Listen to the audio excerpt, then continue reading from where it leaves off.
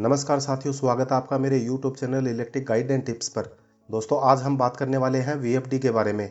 VFD क्या होती है, ये कैसे काम करती है, इसका यूज़ कहाँ और क्यों किया जाता है, VFD लगाने से हमें क्या क्या एडवांटेज मिलते हैं, इन सभी पॉइंट पर एक एक करके चर्चा करेंगे। लेकिन आगे बढ़ने से पहले वीडियो को लाइक, शेयर और चैनल को सब्सक्राइब करना बिल्कुल ना भूलें। तो चलिए शुरू करते हैं आज का टॉपिक। दोस्तों, VFD की फुल फॉर्म होती है variable frequency drive. Variable frequency drive को हम और भी कई नामों से जानते हैं, जैसे कि variable voltage variable frequency drive, adjustable speed drive, इसे AC ड्राइव या इन्वर्टर ड्राइव भी कहा जाता है। अब बात करते हैं VFD की हमें ज़रूरत क्यों पड़ती है। तो दोस्तों, हमारी जितनी भी इंडक्शन मोटर होती है उनको काम में लेते समय हम पावर सप्लाई देते हैं, तो हमारी मोटर रेटेड RPM पर रोटेट करने लगती है। तो नॉर्मल कंडीशन में हमारी मोटर या तो बंद रहेगी या फिर सप्लाई मिलते ही अपने फुल RPM पर घूमने लगती है।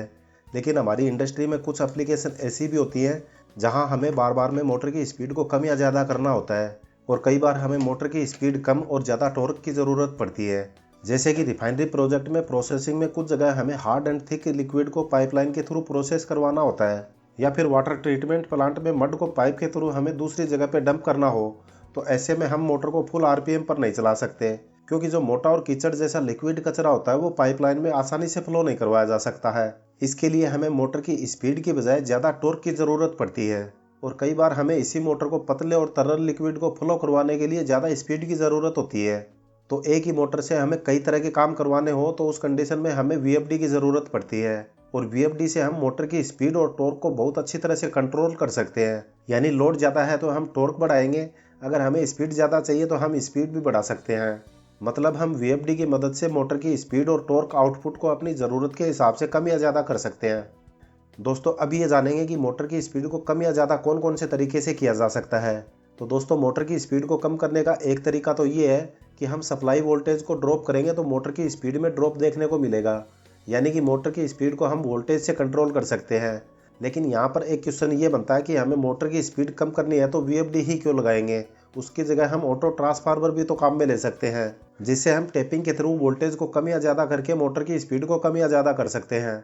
लेकिन ऑटो ट्रांसफार्मर यूज करने पर प्रॉब्लम यह है कि हम वोल्टेज के रिस्पेक्ट में स्पीड कंट्रोल करते हैं, तो क्या होता है कि हमें थोड़ी सी स्पीड कम करने के लिए वोल्टेज बहुत ज़्यादा कम करना पड़ेगा।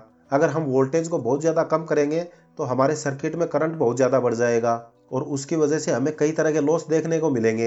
एक तो कॉपर लॉस बढ़ेगा, और करंट जो है वो हीट की फॉर्म में डिसिपेट होने लगेगा, जिससे हमारी मोटर के अंदर बहुत ज़्यादा हीट जनरेट हो जाएगी और हमारी मोटर और हीट होने लगेगी।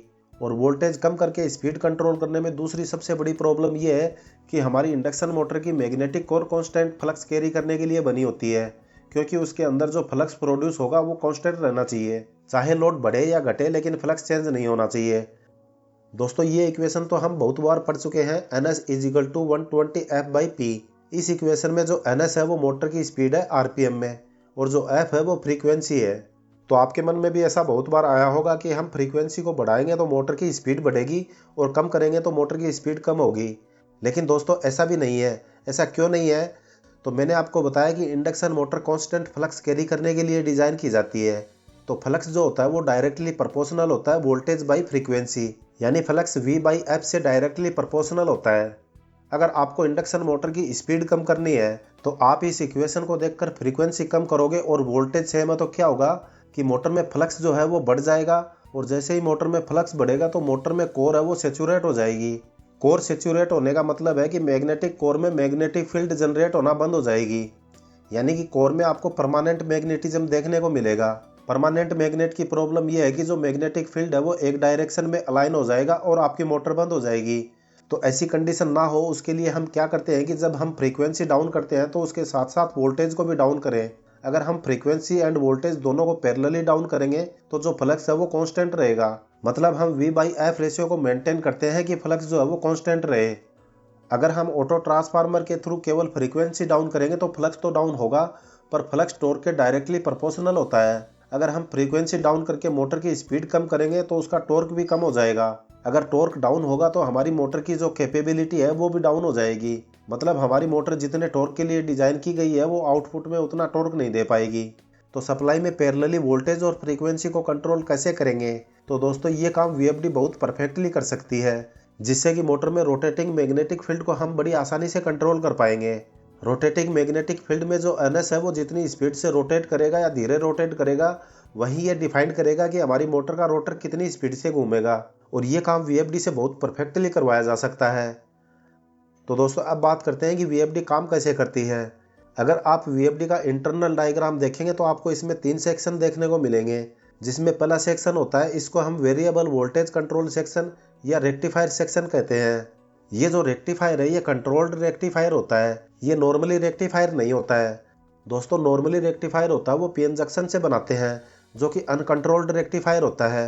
लेकिन VFD में हम जो रेक्टिफायर यूज करते हैं वो IGBT स्विच की मदद से बनाया जाता है, जिसे हम कंट्रोल्ड रेक्टिफायर कहते हैं। रेक्टिफायर का मतलब तो आप सभी जानते ही हैं कि ये AC को DC में कन्वर्ट करता है।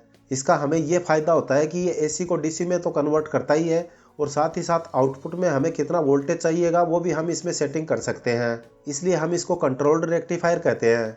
लेकिन इसके आउटपुट में जो DC मिलता है वो प्योर DC नहीं होता है, वो पल्स सेटिंग DC होता है, जिसमें बहुत सारे AC कंपोनेंट होते हैं।